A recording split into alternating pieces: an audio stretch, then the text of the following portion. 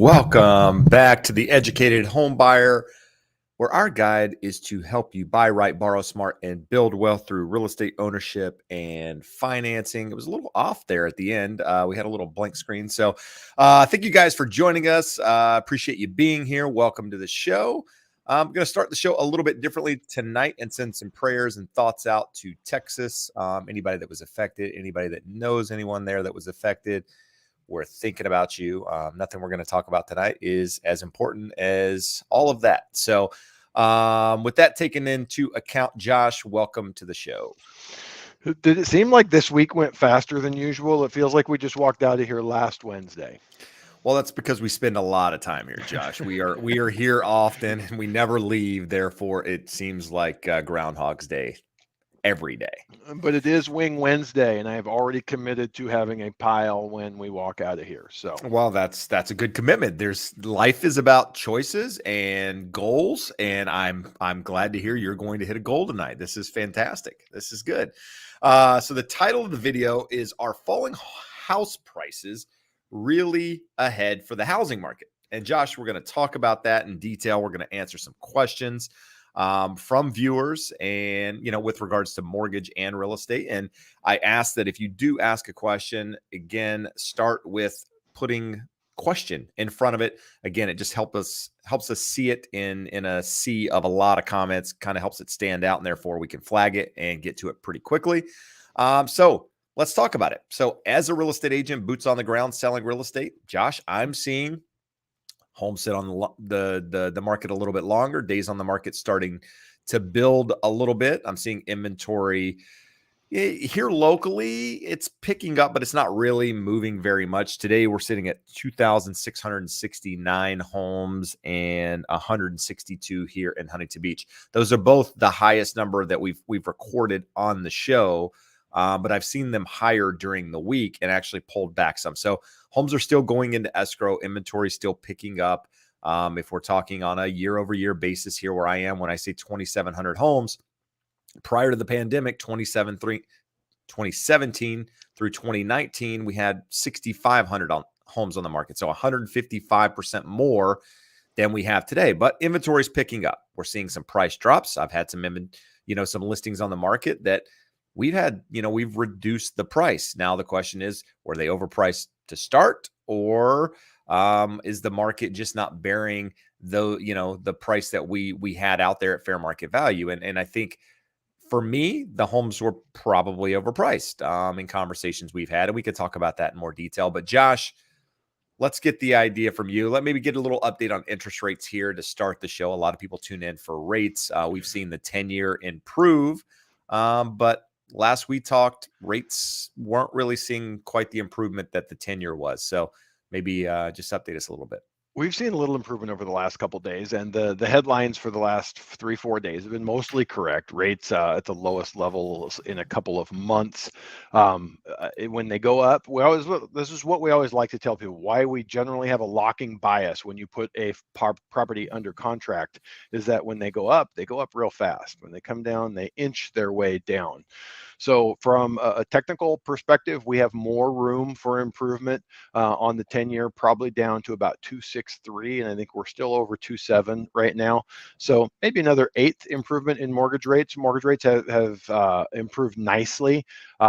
Just don't get yourself caught thinking, hey, this is it. They're going to start normalizing and improving and going back where they were.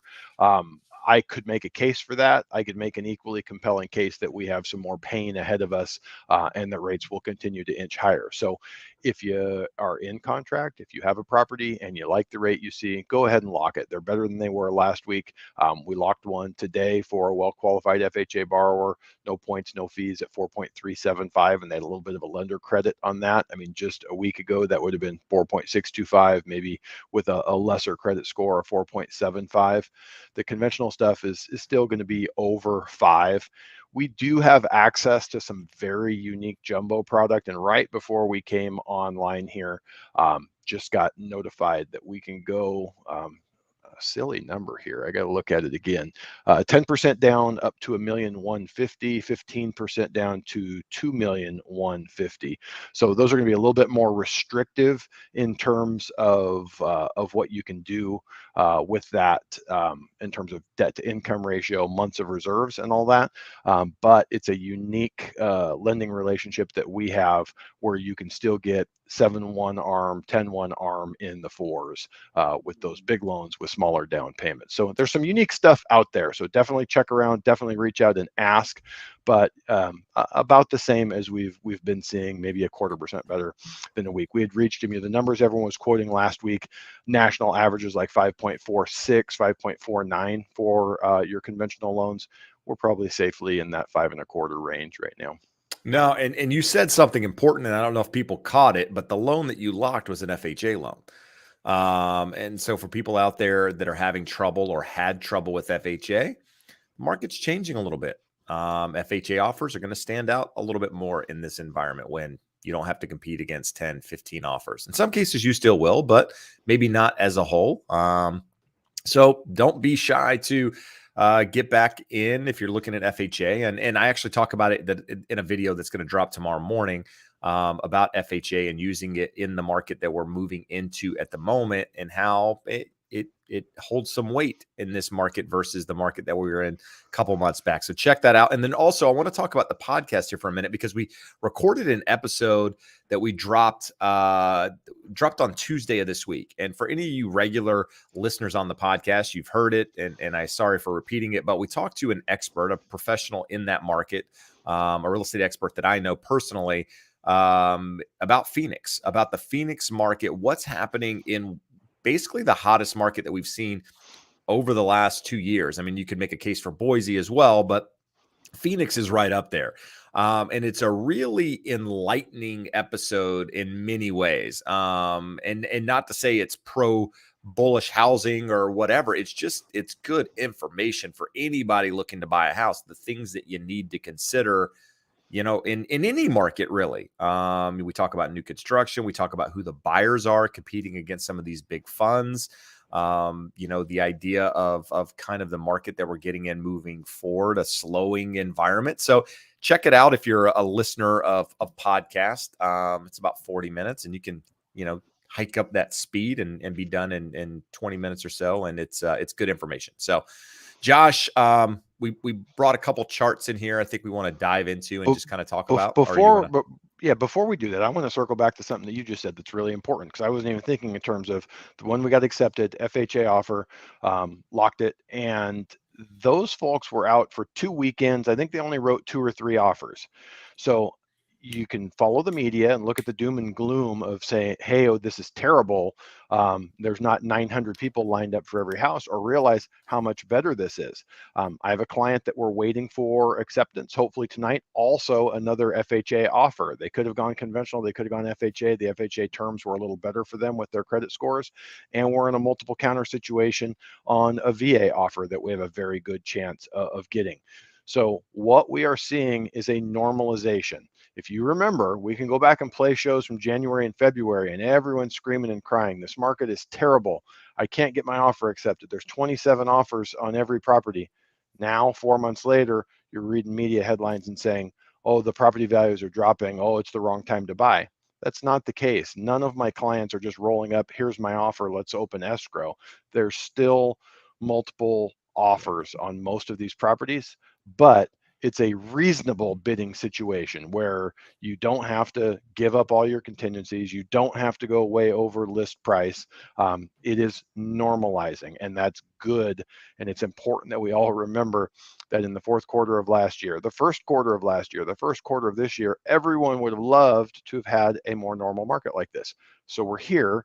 Let's not be pessimistic about everything and take the good along with the not so good. But that's not fun, Josh.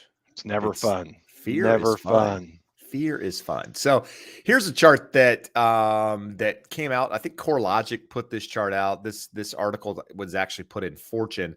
But their idea now, I will say, and Josh has mentioned this several times, that CoreLogic has always been pretty bearish with regards to the appreciation numbers with real estate. They've always been under the curve, when in markets where we've seen, 17, 18%, CoreLogic was coming out and saying 7, 8% appreciation. So they're going to be the first to say that, the market's overvalued in some of these markets, which in some cases it's true. But, this is their idea of what, regional home prices, the odds of them dropping over the next year. And even CoreLogic's coming out and I think saying they're expecting a 4 to 5% appreciation year over year. So they're still expecting appreciation, just not at the numbers that we talked about. And so you can kind of see here, and I think if you're in these markets, you probably understand them. It's somehow, I look at this chart and then I've looked at another one that's similar to this, and this one has Orange County at a low number, whereas other ones I've seen are at high. So how they're getting the data, where they're pulling it from, is going to kind of dictate what they feel like is overvalued. But you can see, I mean, there's very few markets on this particular chart that they're seeing, hey, look, it is very, very high, right? I mean, in all reality, very few that are actually high. The majority of them are somewhere in that very low to low number with regards to being overvalued. So if you pulled that up and looked at the population in those markets, you're going to find that most of those areas are pretty densely populated, whereas the areas that are, don't even have a color, those are probably more rural land. You don't have a lot of people out there. Those are the markets that don't really show appreciation regardless of what happens, and they don't really show devaluing when things go down. The markets are just kind of move sideways to stable in there. And, you buy a property 20 years ago for 100,000, 20 years later, it's 100,000. That's that market. So, Josh, you can pull that off and go with some of the charts that you had, and then we'll start answering some questions. Well, here, the first one is a comment from a commentary that I read every morning, and they're talking about why new home sales are down. And there's a number of reasons why new home sales are down. This is important, people. This is really important. Yeah, I wanted to point out and relate this back to several of the comments the last couple of weeks. We had someone I don't remember if it was last week or the week before, walked away from their deposit, said, hey, this thing keeps getting delayed, rates are going up, I'm out. But why the big decline? Higher rates and home prices are having an impact, but uncertainty is as well. Normally takes 6 months to build a new home, but today it's much longer and there's little certainty on completion times. How many times we see in the comments, people are freaking out. Hey, I've been under contract. Some of you poor folks were supposed to close in November. It got pushed into February. You end up with a 0.5% higher interest rate, which still looks great now, but it's real money out of your pocket. Says people rarely make moving plans years in advance, and with rates moving higher and fears of a recession, many are not comfortable purchasing a new home that is not completed and does not have a solid finish date. And to that point, while there are 444,000 homes for sale at the end of April, and again, this is new homes, only 38,000 or 6% of them are actually completed. The rest are either not started or under construction. So we're seeing a lot of this. I have multiple clients right now that are under contract and supposed to close in August or October. And I'm sitting there telling them, we have no idea what interest rates are going to look like at that time. And we don't know if you're actually going to hit that timeline. That could be December. It could be January, based off of what we're seeing. And that's not because the builders suck. It's because the builders are having labor trouble. They're having supply chain issues. Some of them suck. Some of them do, but not all of them. It's not just blanket blame it on them. So another one, the same report. But hold on, before you do that, Josh.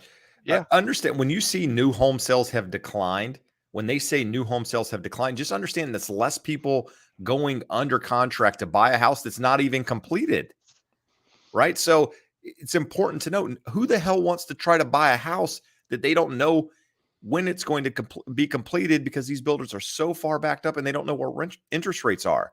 So it's not that the home is completed already and people are just backing out and not buying new homes. No, that's not what this means. It means less people are willing to go under contract to buy a house to be completed in the future.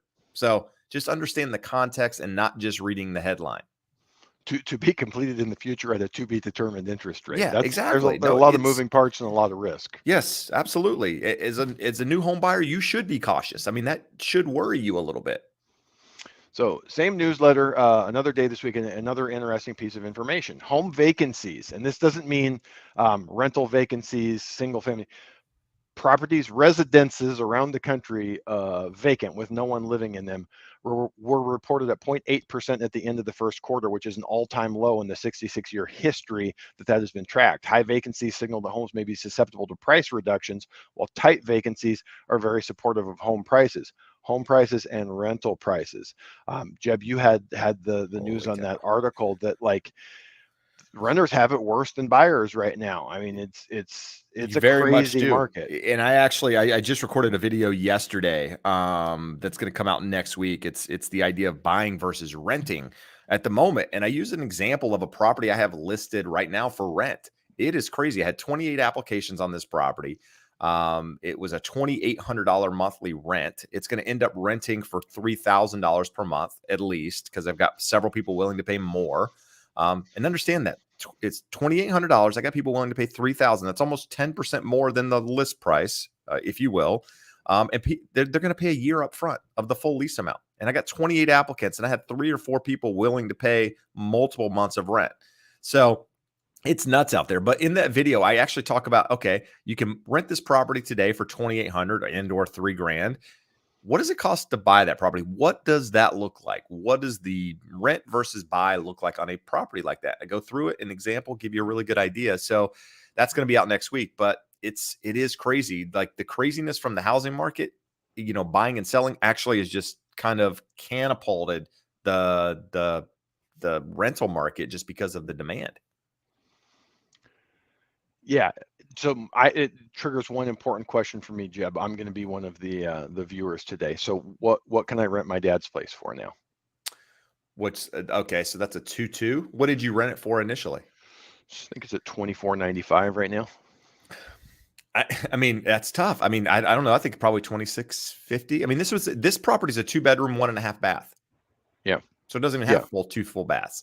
But what's interesting, and several people have said this to me, agents and otherwise, they're like, basically, well, you priced it too low. That's why you got 28 applicants. Okay, that's fair. I mean, that's a fair statement. And that's an accurate statement. But the last one that rented, I mean, we just had it. The renter that just left rented it for $2,600. He was there a year. He's moving out. We raised it to $2,800. So we raised it by 7%, 7%, somewhere in that ballpark, with regards to the new price. And I looked at what had rented in there, and nothing had rented for more than $2,800. And so I thought $2,800 is a fair number. And so, yeah, maybe was it price low potentially, but that just shows you that, owning a mortgage. And again, you're a real estate agent, you're pro housing, whatever, your payment is fixed on a mortgage. It's not going to go up every single year. That person that was renting that property paid $2,600. They were going to pay $2,800 this year, and they were likely going to pay more next year. It's going to continue to go up, especially as rentals are in high demand and you're in this inflationary environment. So just it's perspective. It's all relational, but I mean, all relational. It's not relational. It's I don't even know what the word I was looking for. I've completely drawn a blank over here because I got a text message and I was trying to look at that. It happens. It's all relative. That's what I was looking for. Not relational. It's all relative. Jesus. Okay, here we go. We're good again.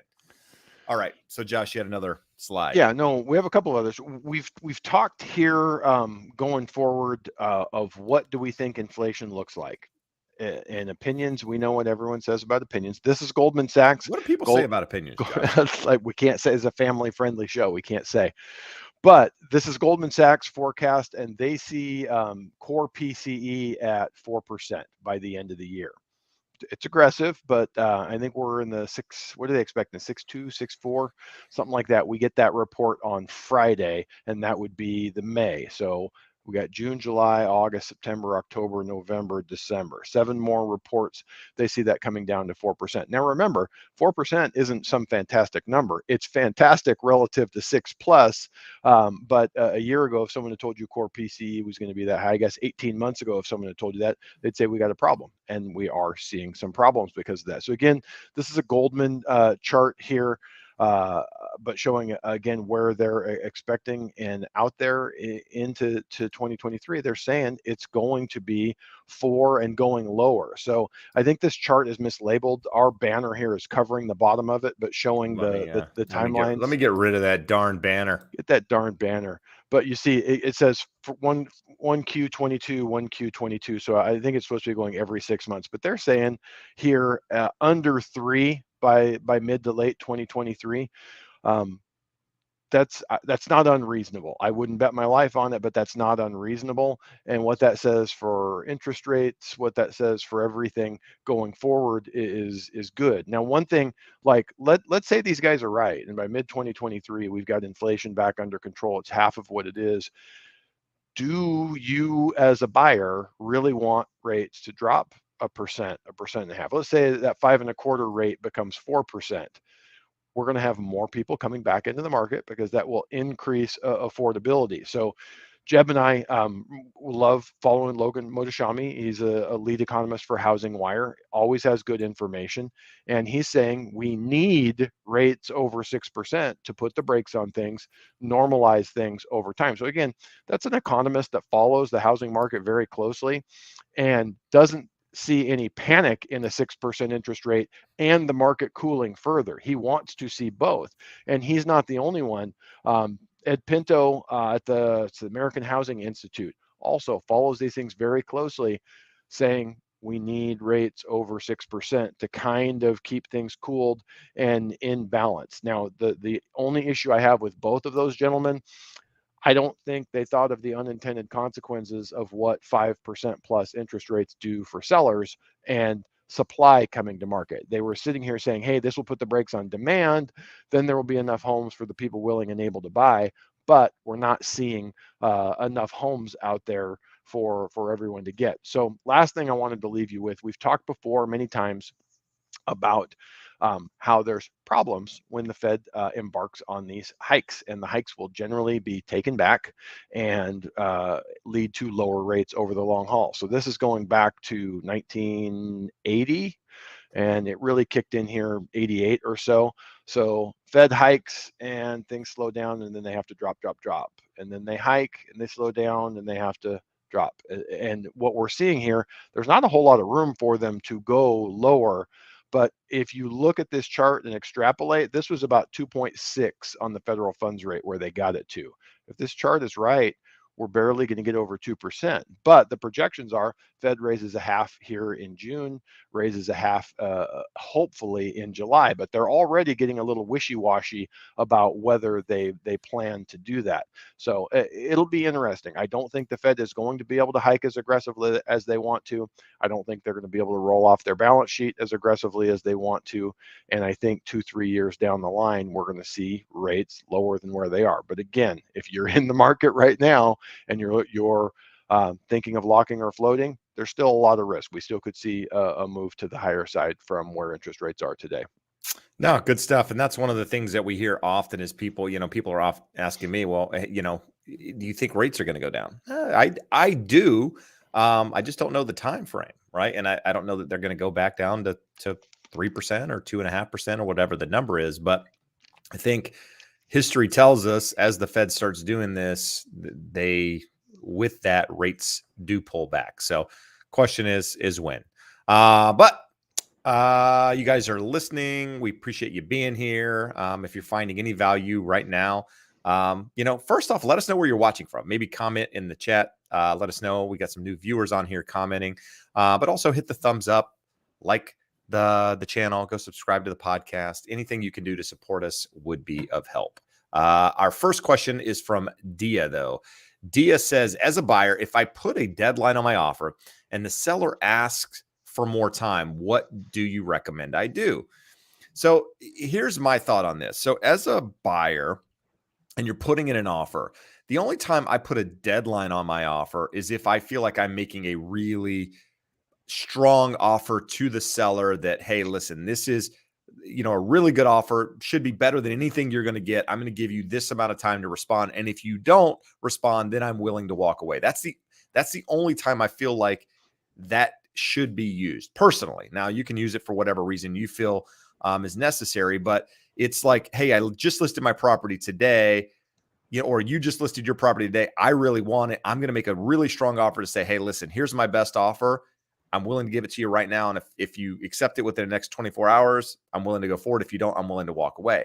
So my question is, when you initially put in that, you had some intentions of a line in the sand, if you will, of that deadline. So have your intentions changed with that? Or did you just put it in there wanting and hoping for a quicker response because that was what you wanted to get? What I found is, in my experience, sellers, I mean, it's still a seller's market. Let's not get confused. So as a seller, I've been telling sellers for the last 2 years, when people put these in their offer, ignore it. Who cares? If they were interested today, they're going to be interested tomorrow because there's no property for them to choose from. They don't have any other options. This is their option. And so I would still almost lean to that to some extent, especially if you're new on the market. If I had a house I just listed today, I'd want to see what the market could bear. I'd want to see, activity, if you will, for the most part. Now, if I'm a property that's been on the market for a week or 2 weeks and I made an offer, then it may be a little bit different scenario. But why are they asking for more time? Maybe in some cases, the sellers aren't together. They can't have a talk. They can't communicate. Somebody's in meetings, somebody's traveling, whatever. There are honest reasons why people can't respond sometimes in the time frame in which you've allotted. Therefore, they're asking for more time. So find out why. And at the end of the day, it comes down to you. Is that the property you really want? If they accepted your offer, would you be happy moving forward, even if it was another day later? That's what I asked. So Josh, what are your thoughts in hearing that? I'm a cynic. I always think, especially in the current market, that they're holding out hope that there's a better offer going to come. So that's a little bit of a concern from that perspective. But hopefully, with a little bit of market cooling, that won't be the issue going forward. That we have more balance and sellers are happy to see, hey, here's a good offer, we like it, we'll move forward. But I've seen it too much with our clients. We have one that's going to close here in the next 4 or 5 days, and it was a back and forth that the guy, okay, sellers are going to sign, and what do you know, another offer comes in, and they're like, okay, they got to think through. So that my buyers increased their offer twice and ended up paying like $15,000 more. So that's my thought when I hear it, but you're 1,000% correct. I've also obviously heard of situations where one of the sellers out of state or out of the country or unreachable or is having surgery and isn't going to be able to get back. But hopefully you can be told that ahead of time, hey, it's not going to be possible to answer you until Wednesday after 5 o'clock. All right, good stuff. So Justine has 2 comments for us, or a question and a comment. And nobody's actually following we do have some people. The following last 2 just now. followed the instructions. Last people, put them to the top of the Terminator list. and Farkleberry. Answer them first, Jeb. Reward them for following. Reward them for, okay, Justine, you just got put in the doghouse by Josh. I'm sorry I had to do this, Josh, because they followed instructions and put question before we're going there. Let's see. So the question is, when by determinator, when you say slow down cooling, do you mean a correction of 5 to 10% or a small increase in house prices? So when I say cooling, I mean more of a moderation of appreciation, more of a deceleration of appreciation, not a decline in home prices, not values necessarily going down. You're just not able to price it above the last one that sold. Maybe you're right in line with the house that sold, or values aren't increasing. You're just selling them at, the values of February versus, adding the appreciation at each month. So that's what I see more in a slowing market, because it's still a seller's market and that hasn't changed. So cooling to me just means, a little bit more inventory, a little less buyer demand, a little bit longer on the market, but things are going to move. Your appraiser in Sacramento used that word, decelerating, and it's the exact right word. Car's still moving, just not at 90 miles an hour like it was. And what I would say, we see in the comments here, yeah, I'm seeing prices drop in my area. First of all, if you're not an agent in the MLS and looking at hundreds of listings, you are not getting a feel for your market. There can be any number of reasons for price cuts. I'm seeing price cuts. Jeb's seeing price cuts. There's generally reasons for them. My nephew made an offer on a house today. There's a $15,000 price cut. What do you know? 2 offers come in and it's going to sell for more than the $15,000 price cut. So what you see on Zillow and Redfin is far from the true story.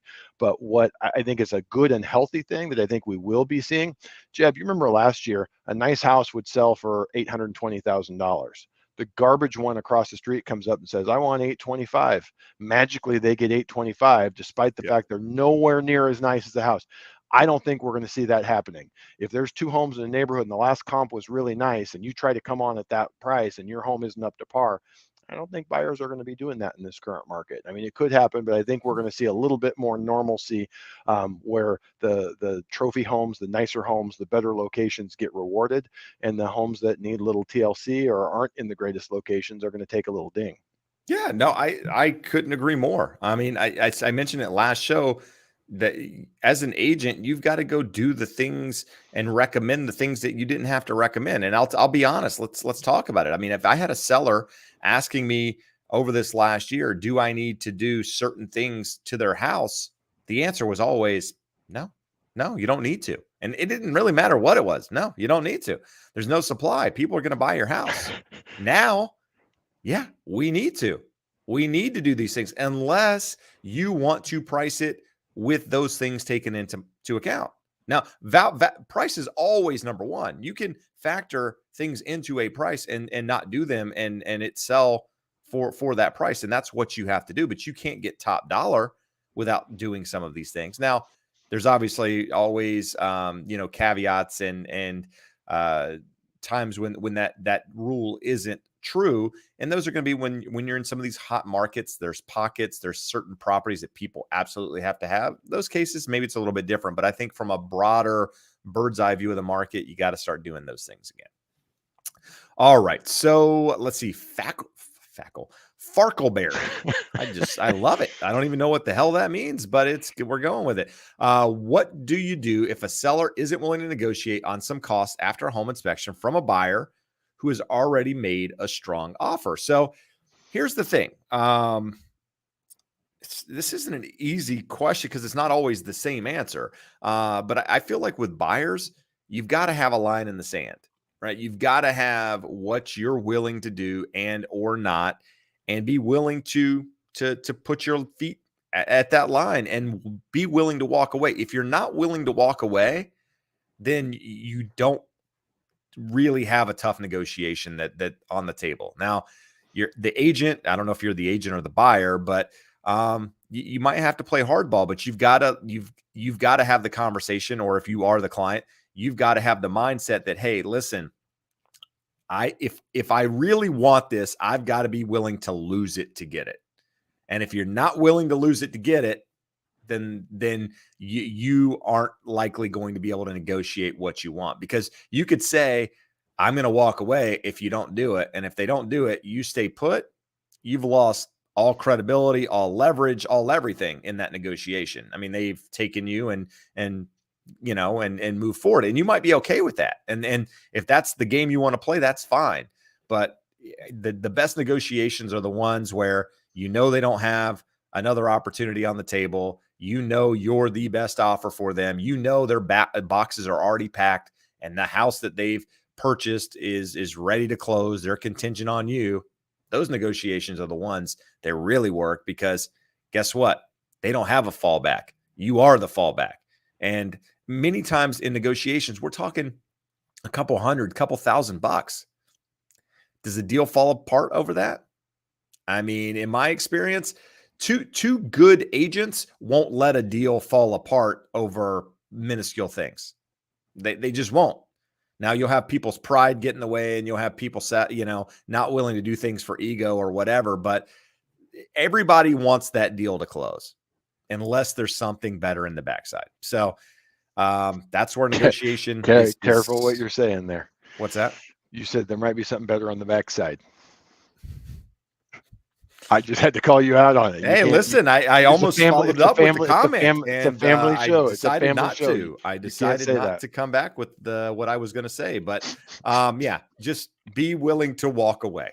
If you're not, then you got to play their game. So wait, hold on. You Let's said move on. no. You Let's said move on. We're You going said to no. the We are. question You here. said something. You said be willing to walk away. Where's willing? Well, did you notice something weird here? Does this sound like willing talking here? I don't know. Where? Read the comment on the screen. Good evening, Wolf. Luis. Sylvia Rule. Who is this? Sylvia Rule has been outed, and Jennifer Lego called her out. That's willing 7 there. She acknowledged. Yeah. So now we know willing is a female. I don't know. Well, it's trickery. This is trickery going on here. I think mind games. Yeah. Mind games going on. For those of you who don't know, inside stuff going on here. You got to be here every week to get all this stuff. But we're going to go back to Justine. We're going to get through some of these people that didn't follow the rules to get down to the people who did. So still, if you're asking questions, make sure you put the question up front. So Justine, she put a really nice comment, and I'm going to read that. So because it's supportive of Josh and I. So it says, so appreciative for Josh and Jeb for providing us with free, high quality education regarding home buying. Thank you. So we appreciate you guys being here. All we ask is you hit the thumbs up. That's it. We're not asking for much outside of that. But she does go on to say prices are slightly leveling out, but still very competitive here in LA, especially with nicer homes. They get snagged very fast. So I think that is going to be the mindset that you need to have for some time. The good homes are still going to get multiple offers and or sell pretty close to what they're listed for if they're listed correctly. The garbage homes, the homes that need a lot of work, the homes that are, in dire need of everything, those, unless they're priced according to that, with that taken into account, they're going to sit. All right. We got Veli Custom saying San Diego prices are still climbing. Saw that. Dominique Wilkins says, not Wilkins, Lewis. He's a much better version of Dominique. All Lewises are better than Wilkins. That's a fact. Dominique Wilkins, man, slam dunk champ, like 1991, maybe. No, 92, no. 94. Oh, bro, you're so off. It's like 85. No way. I was more than 5 years old, bro. Oh boy. Just keep answer his question. I'll find out when done. All right. Home appraisal going up. Bought a new build for $217,000. 3 homes recently sold by the same builder and same neighborhood went for $230,000.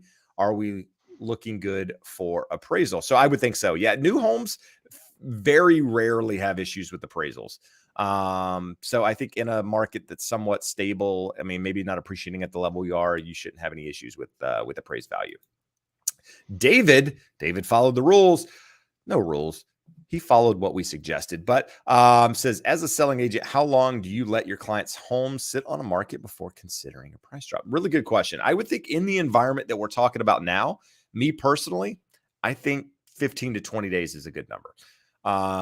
Because, I mean, you have to understand the average days on market, it's going to be different for each area.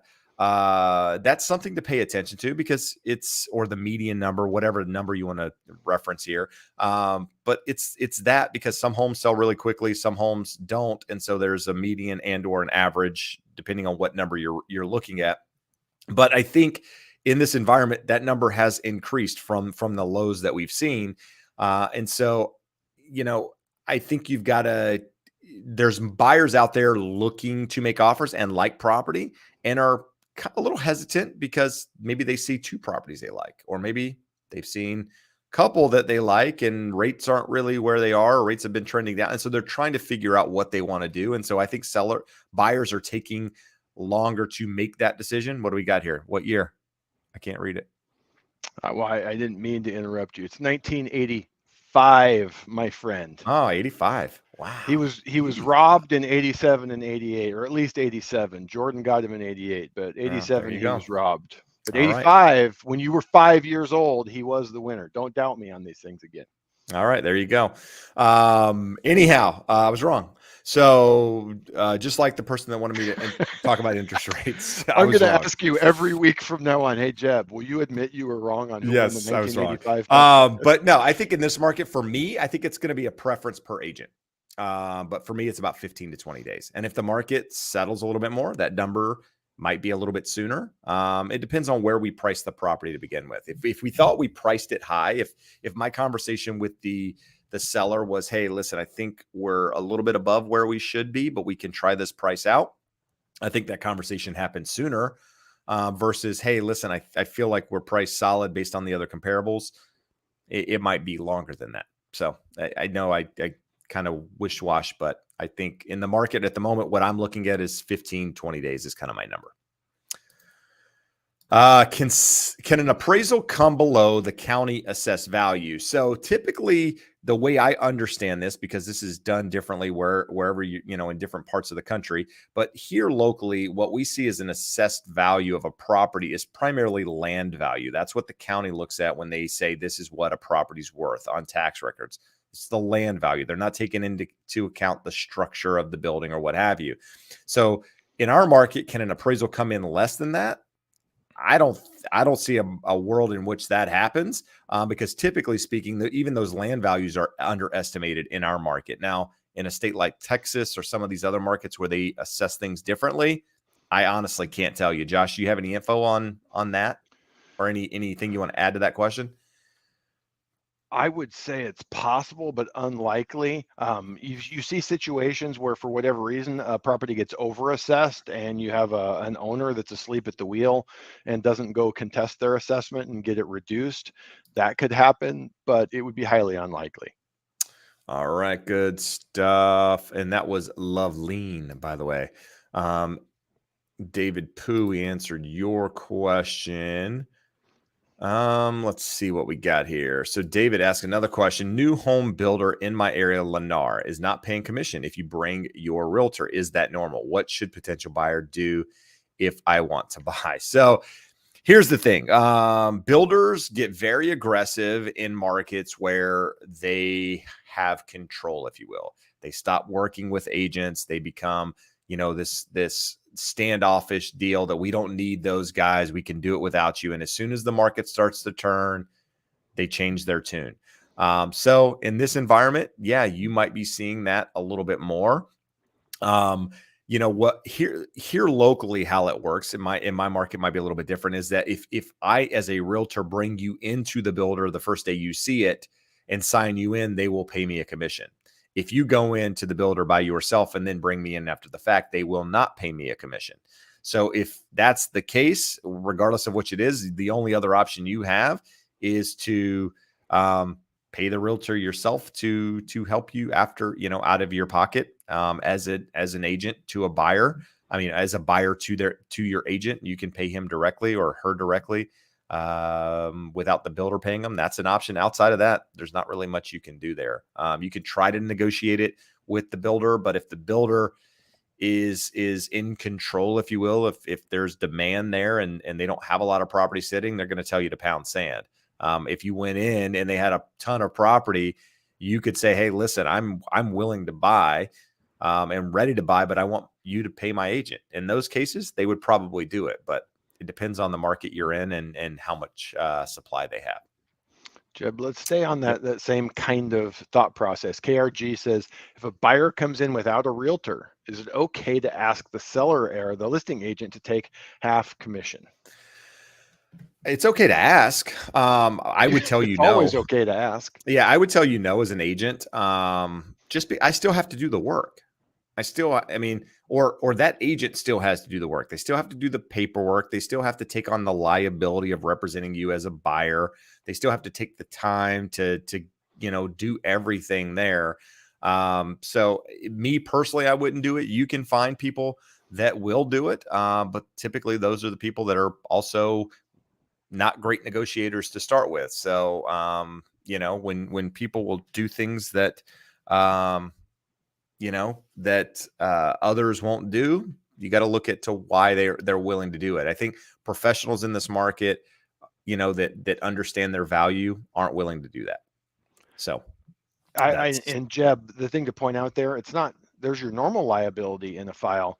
Dual Yeah. agency brings in some Yeah. additional liability there. So you're not doing all of the work, you're doing more work than half, and you're taking on more liability than you would in a normal transaction. So there's probably a number that you could come to in a more normal market. If you find the sweetest house on the street, the agent's probably going to say no thanks. But if you have something that's been sitting or maybe slightly overpriced, you might have a little more luck with that. No, that's a great comment. I was just reading what Ariel wrote about your Jocko's. So Ariel went to Jocko's yesterday night, last night, I assume, what we're talking about here, and says, thanks for the suggestion to go into Jocko's, but you didn't say to get the ribeye medium rare. I got it medium and it was rough. So here's what I'd say, Ariel. Nobody should have to tell you to get a ribeye medium. You should never get it any more than medium rare ever anyway, regardless. I think you had maybe a guy a little too busy on the grill and didn't pay attention. I get mine medium, and I've had fantastic I don't know. You never do a steak medium, ever. No, I'm just happy to know that we had someone take a suggestion. I am dying to get to Napomo myself so I can partake again. There you go. Platinum Black. I love it. Is it possible these days to buy a house in Orange County with less than 20% down all day long? Yes. Yes is the answer. St. Rick, are buyers still having to waive all contingencies to get their offer accepted? In my market, no. Some markets, maybe. I was never in a market where you had to do that. The San Francisco market, some of those markets have had that in place for some time. I think you're going to see less of that in most markets out there, but some markets maybe still. But I would never go in with that mindset that that's what you have to do. I would take it case by case and just make sure you have an agent that knows the market and sees offers and sees what people are putting in. That way they have a better idea of how to guide you. Esman, where do you see the general house market in 4 to 5 months, Josh? That's a good one. It's a good one. Definitely slower. I don't know, slower from where we're at right now, more normal. Like we sat and said last year that we would love to see like 5 to 7% appreciation. Right now, with rates where they're at, if we settled in somewhere between 3 to 5% annual appreciation, so 3%, what does that give you? 0.25% a month. So 4 to 5 months, maybe another 1-2% appreciation would be normal, because you have to think the contracts that are being written right now going to close in June. We have another month to maybe close in July, and that's really the summer buying season is over, and you get to a slightly slower time of the year. We'll see. I don't necessarily see a lot more inventory coming on the market, but inventory should increase. And the reason why I don't see a lot is because sellers have to go somewhere for the most part. So continuing to get a little better for buyers. I am hopeful that by the end of the year, we've seen the peak in interest rates, but that's something that literally we're looking at day by day. I can show you charts that say rates are definitely going higher from here, not tremendously higher, but higher. We can also look at some technical signals that say we may be nearing the end, but the inflation is going to tell the story. Some people are calling peak inflation here in May. I don't necessarily think we're there. I think it's going to be later on in the year. So probably next spring before we see lower rates. So a decelerating market, just again, appreciating, things doing fine, good homes selling, distressed homes, more not distressed in terms of a seller needing to sell, but a lesser home probably having to have a little harder time to sell in the market than they have the last few years. How about you, Jeb? Yeah, I think you see again more normalization. I mean, there are people in the market, our local market, that think that by August, September, you're going to see the inventory levels back up to the 2017, 2019 levels. I don't see that happening. But I don't know. I just think we're about to head into the slower time in the market, not the slower, a slower time in the market, typically just for seasonality in general, which is that summer market here. And everybody says, well, summer is the hot time. It's typically the time when you see people moving and stuff, but they started the process right now, April, May, March, April, May. They're just closing out during those months. In the summer months, that's when you see the closed sales. So it's like, oh, the summer is the hot time because we have all these closed sales. You got to backtrack it a little bit and say, okay, when did they go into escrow? Now is when they're going into escrow. So I think as you move into summer, the properties that you're seeing in escrow now close out. I think inventory, it is building, but I don't know that you see it continue doing much. I think there's a lot of sellers that are stuck to some extent, stuck because they have a low interest rate, stuck because they're looking at that properties out there saying, okay, that's a nice property, but it's much higher than I want to pay at that interest rate. It becomes an affordability thing. So that plays a part. And I do think that you're going to see buyers that are new to the buying process. And I say new, that they've just gotten in the, February, March, April timeframe when rates have been higher. And so this is the only market they know. They don't know what a 2.5% interest rate looks like on paper, because when they got pre-approved, rates were 5%. And so those people are still buyers out there, along with there's still buyers that did get pre-approved at lower value. So I think those buyers are still buyers, just looking for the right property. I have a client that is, has been looking for he's been looking for a long time. We made several offers, and the caveat now is that they're still looking. They're just not seeing very much that really meets what they're looking for.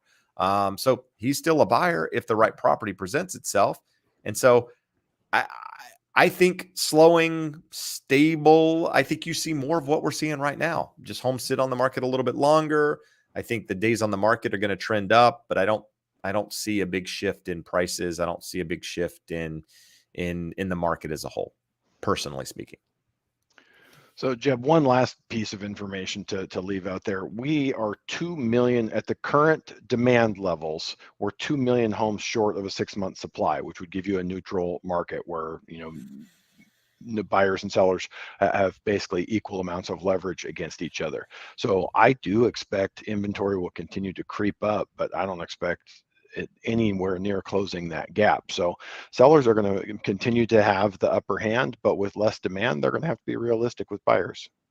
There you go. I agree. Let's see. Determinator, another solid question here, says, do you see home prices going down in certain states? Interested learning in the Bay Area market, many priced out. So I do think states, yeah, for sure. Some states will see prices level out, potentially go down in some of these markets, because the some of the migration patterns are going to change from initially people moving out of the big cities. I think you're going to have some people that want to be back there and what have you. And so I think some of the markets that you've seen appreciation, that have never seen appreciation for 20 years, and have all of a sudden seen it, those markets, I don't necessarily think the prices are going to decline, but I think those markets get affected a little bit more than, say, a Southern California market, and I'm going to say it, a Boise, Idaho market, or a Phoenix market. I think those markets still have demand for the foreseeable future, just for many reasons, because it's more affordable. In that podcast episode from Tuesday, we talked about it. What I've seen here locally is I look at prices in Orange County and I say, wow, it's really expensive to buy that 3-bedroom, 2-bath house that's 1,200 square feet. It is now $1.2 million. And I say, God, that is crazy. And then the person from the Bay Area comes down here and says, God, that's affordable. That's a really nice house for $1.2 million. Why are they saying that? Because in their market, that house is $1.5 or $1.6 million. And they have an opportunity to get out of the Bay Area. And many people do. So they come down here and they say, this is where I want to go. And they're here. And then you have the person that lives in Phoenix and they are looking at their market and going, God, I can't believe that house is $700,000. Who would buy that house for $700,000? And then the person from Orange County says, the hell with this. I'm tired of living in 1,100 square feet, tired of politics, taxes, whatever. I'm ready to get out of here. And they go, going to Phoenix. Shit, I can buy that house for $700,000. Seems like a steal. And they do it. And so it's a trickle effect. It's not just, the locals think it's crazy because where prices are gone. But when you look at it on a relative basis of where people are coming from and why they're doing it and the money they're coming with, or the money that's coming with them, it starts to make sense how prices can somewhat, continue. Maybe not at the pace, but they don't have to decline for people to still buy these houses. Anyway, we're moving on. Teresa says, is it hard to do an FHA spot approval for a condo? Josh, I'm going to throw that one to you. It's not hard. The reason why it's been really, really difficult in the current market, we had a client get an offer accepted about 2 months ago.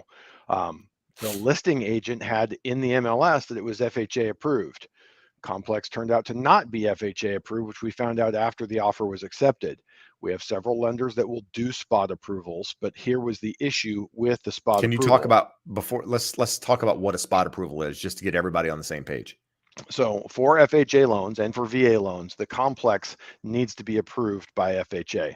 On Fannie Mae and Freddie Mac loans, you provide documentation and the underwriter reviews it and makes sure it meets the criteria for Fannie and Freddie. FHA requires that to be done up front. And there's a giant pain in the ass because in 2011, they realized that once a complex got approved, they didn't make them get reapproved or recertified. So we had tons of complexes that had tons of defaults and FHA foreclosures because they were crappy complexes. So lesser properties, higher default rates, and they said, we need to revise and resolve this. So every 3 years they have to recertify, and there's a cost to it. So we went from probably 75 to 80% of condominium complexes in FHA price ranges being approved. Now I'd say that number is 30, 35% at best. So a spot approval says, rather than going through the process of getting all the documentation, sending it into HUD, going through the process, them approving the complex, and then you getting to start your process, you can have the lender review all the documentation, and the lender can make that decision if they're an FHA direct endorsement lender. They don't have to, but they're able to certify to HUD that it meets the requirements. So in our situation, we said, not a problem. It was approved 2 years ago. It should be approved today. And it was going to be about a 7 to 10 day process to get the spot approval. The problem was you can't get an FHA case number until you have an approved complex. Until you have a case number, you can't order an appraisal. Appraisals are backed up. We're backed up even more at that time. And this was a 21-day escrow. The seller had another property they needed to get into. So the seller said, hey, unfortunately, we can't go with this timeline with you. So can it be done? Yes, but the market is still strongly in favor of sellers. You would have to have a seller that's willing to cooperate with it. All right. We're going to knock through a couple questions here that are pretty easy. I just got rid of it, Josh. Sorry about that. I clicked the wrong thing. So let me go find that question. Josh, get a question while I do that.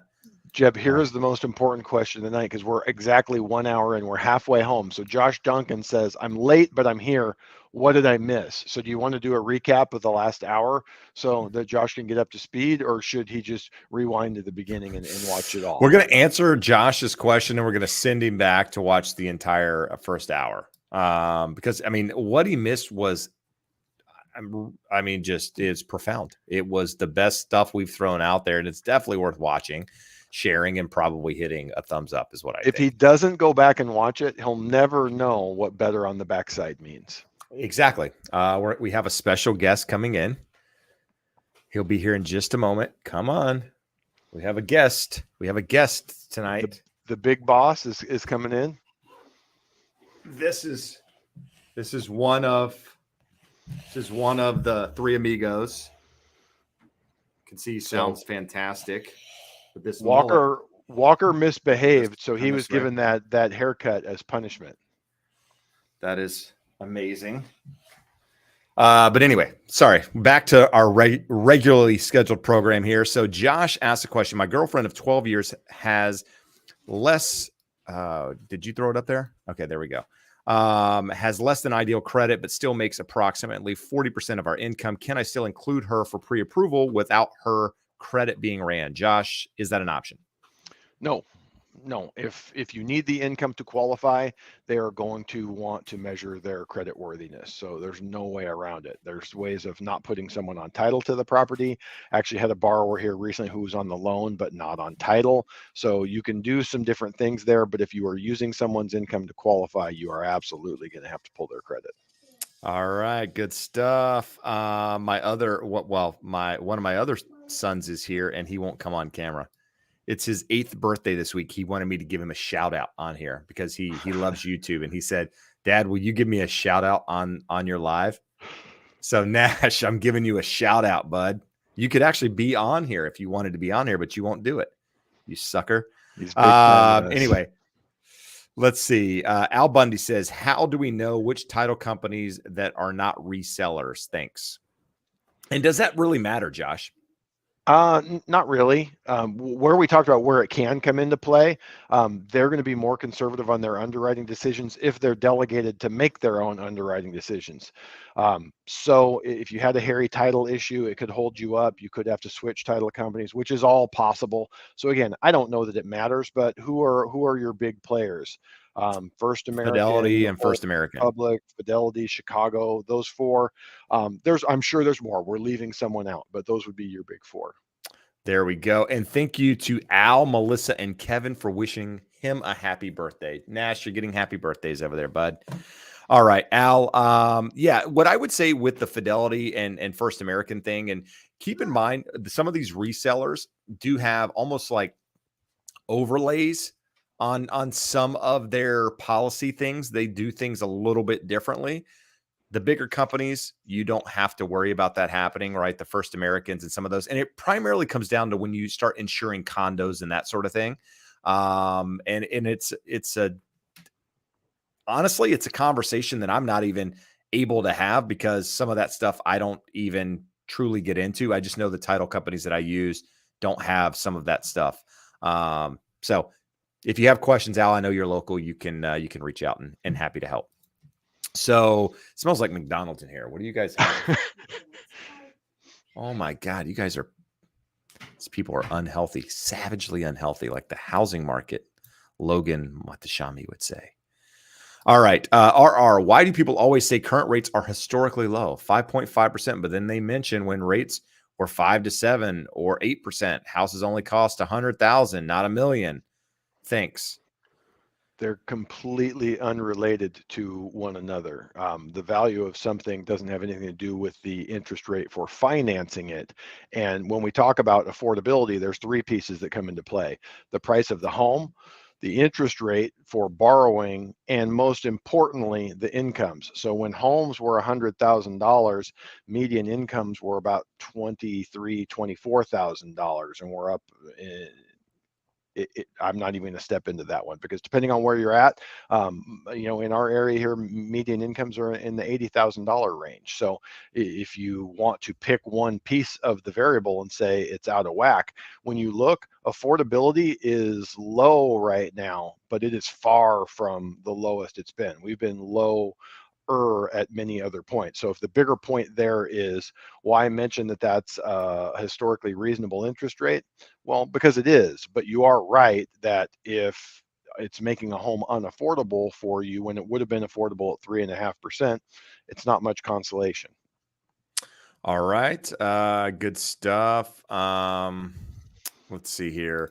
Reyes says, I have my rate locked at 5.75. We're doing a conventional loan, and my spouse and I both have credit scores over 800. Our rate will expire before we close. Should we extend the lock or risk it? So 5.75, I don't know. The number seems high to me, but I don't know what kind of loan he's doing. So let's, I guess, address all of it. Our rate will expire before we close. So you already have the rate locked. So chances are if you let it expire, my understanding, Josh, is that you can't just go relock it at a new lower rate. That is going to be the rate that you lock it with that lender, even if you let it expire. So that's not an option. The only option is to move it to another lender and potentially take advantage of a lower rate. Or Josh, how about you just answer it instead of me? So no, you've got a couple of options. If you can't just let it expire and risk it, because you can't relock at current market for 30 days. So you'd have to be exposed to what happens in the market for a full 30 days. And in the current market, I don't think most people are quite that bold. So you can pay for the extension. Hopefully it's not a long extension and it doesn't cost a lot. As Jeb said, that rate is on the high side. You know, national averages have been 5.4 somewhere in that range for the last few weeks. But what I will say, if you're in California or another high cost area and you're getting a high balance loan, we now have high balance hits.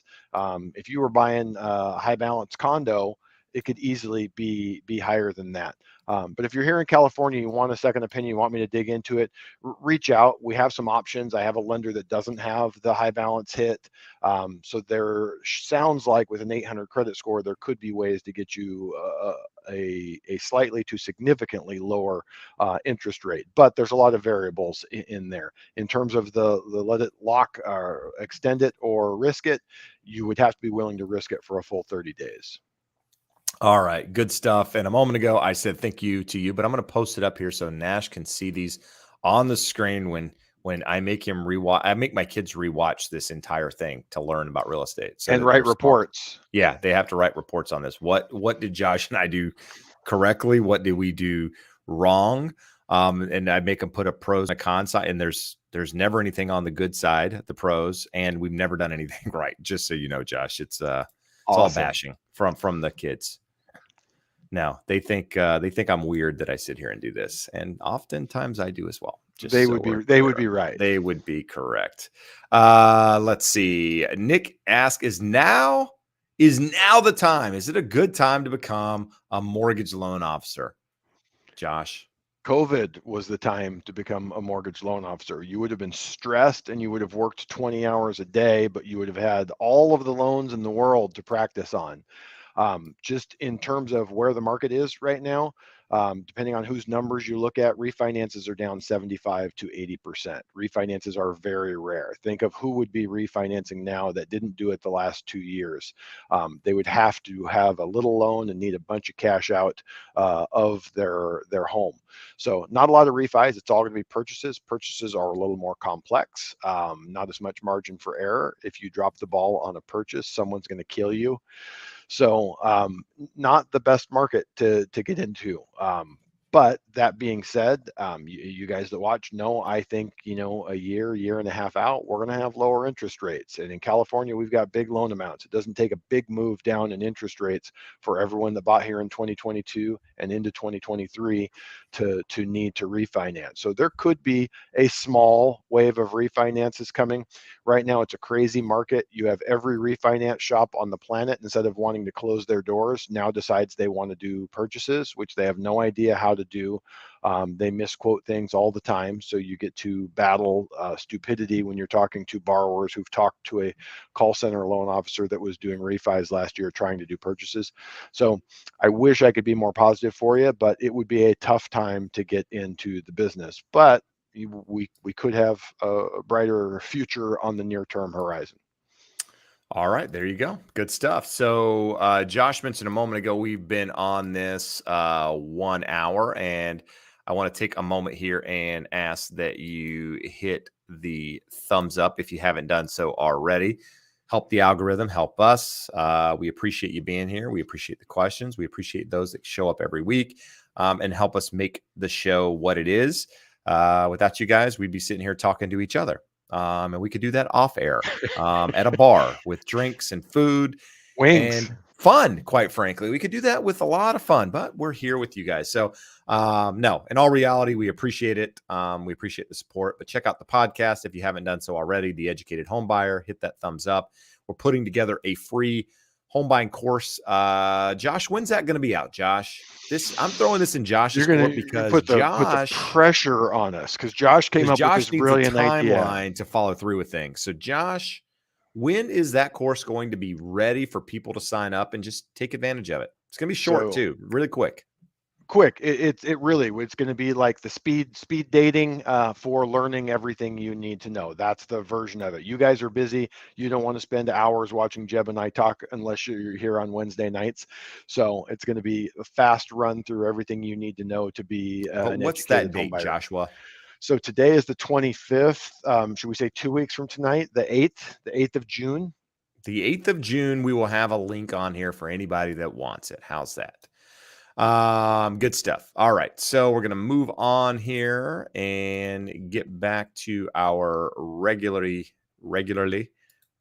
scheduled programming here with some questions. So Rick Holmes says, do I need more funds besides down payment and closing costs to close? Closing house next month at a 5% interest rate. Pray for me. Another comment. I have a friend in Kingman, Arizona, no inventory, California peeps paying cash. Yeah. So yes, yes, a lot of people are still moving from California to Arizona with cash. So that's no surprise. But outside of down payment and closing costs, Josh, what do you need? You need an appraisal fee that you have to pay outside of the cost of closing. Well, That's part of your it's closing included costs, in I your guess. closing costs, and most times people will put it on a credit card, so it's not money you have to have available. Home inspection would be something that you would need to pay. Any inspections you do, if you do sewer inspection or mold inspection, a lot of those have to be paid up front. Outside of that, I can't think of anything. Josh, is there anything we're missing there? The only thing we want to make sure when you say closing costs, hopefully your lender, when they say, here's your closing cost, is including the prepaids. You're going to have to establish impound accounts. You're going to have some prepaid interest at closing. You're going to have to pay your first year's homeowner's insurance. You're going to have to establish the impound account for your property taxes and insurance as well. So as long as when they are telling you closing costs, they're lumping that in there. Down payment, closing costs, the inspections, like Jeb said, you should be good. All right, good stuff. We've got a couple comments from Snowflake here. Snowflake says, without first-time home buyers being able to trade up to secondary homes, there will not be new inventory coming to the market in the next 3 to 5 years. So a lot of truth to that, right? I mean, you got to have those first-time home buyers to be able to allow those buyers that, the move-up buyers to actually somebody to buy their property for them to move up, unless they plan on keeping it as a rental. And many out there can't afford to do that. And that is it's a chain effect. So, with the first time home buyers get affected in some markets, that again affects supply. Just it keeps supply off the market because you don't have the buyers for some of this stuff. He's on the right track, but he's one step off. The first time home buyers being able to trade up, generally life takes care of that. They get raises, they build up some equity in their home, and they can cover the gap to the next house. But they have to sell their entry level house to someone, and that has appreciated, and that has become much harder. So really, it's important to a healthy housing market to have affordable entry level homes. Now, affordable is a loaded term. What's affordable to you, what is incredibly unaffordable to you may be very affordable to someone else. Like, we see people buying first time homes here in Orange County, and I look and I go, I would have choked at the thought of buying that home, and including when I account for income, other factors. So we have enough buyers to take on the first time buyer inventory currently. But if you get to a point where no one can afford to buy in, then the previous first time buyers don't get to move up, and it's unhealthy all the way around. Got it. Good stuff. Just looking at an offer that came in here, so I Jeb, apologize. Go ahead. well, cool. Yeah, we're going to go to this one. So Tisha Christina RN has a question here. What about down payment assistance in the housing market for non-first-time home buyers? $200,000 income in the San Francisco area does exist. So the quick and easy answer is no. There is no assistance available in California for anyone making $200,000 or more. Everything is going to be income tested, and even in a high-cost area like LA, San Francisco, it's not going to work. The bigger thing, when you say non-first time home buyer, generally the reason why you have to be a first time home buyer to qualify for assistance is they figure that if you got in, built up some equity, you have the money you need to move up. So since you're asking this, I'm thinking maybe you bought previously, but are not currently an owner. So it's important to remember that for most programs, the definition of a first time home buyer is someone who has not owned a home and taken the mortgage interest deduction in the last 3 years. So two separate issues there. Income qualification, and I shouldn't say at 200,000 you couldn't qualify. Some of them are family size related. If you had 8 kids or a husband that came with 8 kids, it might be possible. But for a normal family size at 200,000, I am unaware of any assistance programs in California, especially the Bay Area. All right. Snowflake says, what are your thoughts on water restrictions, property values in 1 to 5 years? So this question is directed to California. We're, in a severe drought. What I recently heard is this is the worst that we've been since 2010 with regards to restrictions and what have you. I don't know. I mean, I've lived in California 20 years. We've been in a drought the entire time I've been in California. I don't know that we've ever had an abundance of, an oversupply of water or what have you. Could it affect some properties? Maybe. I don't think we're to that point yet. I can't tell you what happens in 5 years. I mean, these things tend to have a way of working themselves out with regards to rain and seasonality and just the farmer's almanac, if you will. We can look and see what the next years hold with regards to rain. No, in all reality, I don't know. I can't see me wanting to sell my house in California because I can't water my lawn more than 2 days a week. I mean, it's like, okay, Hey, I'll if it just gets restrict. bad enough, Jeb, our desalination plant's going to get approved real quick. Yeah, exactly. So there are measures in place to help some of this stuff, but again, it's I don't know. I don't have any profound statements for this, but I don't see it affecting property values just because this is something that's been a problem for longer than just now. It's been a problem forever, and it just happens to come. It's worse at certain times than it is others. So, So, Josh, Jeb, anything? no, I don't. It's the same thing. It's a fool's guess. I don't think we're running out of water, and it has been shown in places like Abu Dhabi that desalination will take care of this. Do we think we're going to let California just wither on the vine when we could build 3 or 4 desal plants out there? I don't think so. But what I was going to say is Reyes Hockman followed up, says they're in California. Their loan is 670. We're putting 20% down, but we're closing on the 14th. Thank you for answering my question. So I want to go back and sort of reiterate, because in California, very, very common that we're doing high balance loans. So the FHFA was like April, Jeb, came up with the brilliant idea that it's not risk based. Those loans aren't any riskier than standard balance loans. And it's been proven that they're not any riskier, but there's an additional 1 point hit for any loan high balance, so over the county limits, but under the high balance limits, there's a 1 point hit for anything with 25% down or less. And even if you put 25% down, it still doesn't go to, it's like 0.75%. So when we're telling Reyes, hey, that looks like a high rate, 5.75, that was my first thought. It was a high balance loan with less than 25% down, or even with less than 40% down. You can't make that hit go away, even if you put 40% down. So a Fannie Freddie loan is going to be priced high. Again, I've got options that that for the right borrower will be considerably lower than where you're at. So if you're interested, reach out. All right. Okay, sorry. Just reading something there. So let's see. Okay, so we'll just answer this one because it's a one-word answer. If adjustable rates continue to come back with this, will this create another 2008 housing bubble? No. Trying to relocate from San Francisco Bay to Orange County. Should I work with a lender in San Francisco Bay or in Orange County? Josh, he might have a different answer, but I mean, there are some differences in Northern California and Southern California with regards to how they escrows, right? And how they do escrows.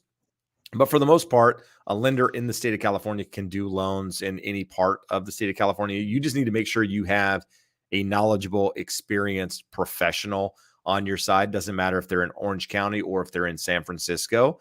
So Josh might answer it a little bit differently than that. But if you're willing to give it a try, talk to Josh. So Yeah, what I would say is you should work with the best lender. The geography doesn't matter. Jeb is right. The closing in Northern California is a little bit different than in Southern California, but still very, very similar. So you should work with the best lender, the best expert that you connect with that gets you good terms. So I happen to know one. You could reach out and we can go through it and talk to a couple. What I was just saying, the bigger picture is we do lots of loans in NorCal. people that we never meet. We do lots of loans here in Orange County, right here in Huntington Beach, people that I never get to meet. Everything is done online. You guys are busy. We're busy. We'll probably do a Google Meet or a Zoom and go through stuff, walk through your disclosures and all that. But me or anyone else, it's unlikely you're going to meet with them. So the geography of it is far less important than their expertise. There you go. AR Vu says there's a real estate property manager in my area that is trying to sell the exact same home I have for over $50,000. Insane. Does this mean my house will be worth $50,000 more if it sells? No, it doesn't mean that. That house might have a different location. That house might have different upgrades than your house. That house might be positioned differently or what have you. So it doesn't necessarily mean that. Now, it could mean that if it's a model match, your home is identical in every way, and that one sells for 50,000 more, it means that your property value is probably worth more than it is without that home selling, but it doesn't necessarily mean 50,000, then your home's 50,000 more. So it's relative to a lot of different things, but it should help your property value if that's the case. So hopefully that's helpful, and I was able to answer the question. Emilio says, I'm starting my own contractor business. How hard is it to get a home loan with $50,000 in cash as a down payment? Should I pay myself weekly with checks and stubs? So Josh, can you come to the table with cash in hand, baby, to close? You can. The 50K in cash, I would recommend putting it in the bank so it gets seasoned and you can use it. It is difficult. We can find ways to season the money. It is difficult. Lenders don't like cash just popping up out of nowhere. The more important part is you're saying you're starting your own contractor business, and should you pay yourself weekly with check and stub? It doesn't matter. It truly doesn't matter. You're self-employed. They will know that you own the business and you're writing the checks to yourself. So we're going to look at probably a 2-year history of the tax returns, the business, and how you're paying yourself. So they're going to analyze both cash flow. And the easy example would be, let's say you have a business that brings in $100,000 a year, but you paid yourself $1 million last year. They're going to look at that and go, cool, he's got a W-2 for $1 million, but we have a tax return over here that shows they lost $900,000 to pay him the $1 million. We have to account for all of the cash flow in the business. So it doesn't matter whether you pay yourselves or not. The IRS wants you to pay yourself through payroll, so you probably should do that. So for what it's worth, it's a situation where you probably should sit down and talk to a lender and see what options you may have as someone starting a business right now and wanting to buy a home. There you go. Eric says, hearing a lot of people moving out of California, but are you guys seeing home buyers moving into California? Yeah, we do. I would say the majority of home buyers in California probably live in California, right? I mean, you got to understand there's a lot of people here in California. So just because some people move out, I don't remember what the net migration numbers were, Josh, after you factored the people that moved out and the people that moved in, but it was pretty inconsequential when you're talking about the state of California. The headline is sexy, saying, hey, listen, everybody's moving out of California. But the reality is there's people moving in, and then there's a lot of people that live here that don't own real estate that want to be home buyers. And therefore, the idea of people leaving and property values dropping isn't realistic for that reason alone. Just there's too many people here. Here's the fun part. So in 2021, we lost net loss of 277,000. Over the last 10 years, 1.62 million net loss of domestic migrants leaving to other states. But for the most part, as Jeb said, why are they leaving? They're leaving to go find somewhere affordable to buy a home. People want to buy a home. If you read through the comments here, lots of you are saying, I don't get it. I don't know who can afford this. And I will say, I love California. I don't want to leave California. But if I could not afford a home in California, owning a home is more important than living in California. So I certainly understand a lot of that net migration. And the answer to the question, yeah, we do see them coming this way, and they generally are coming for jobs that pay them very well. Yeah. I mean, when you're talking California being, I don't know, third, fourth largest economy in the world and people moving out, I mean, yeah, 1 million people over a 10-year period or 1.6 over 10, it seems like a lot.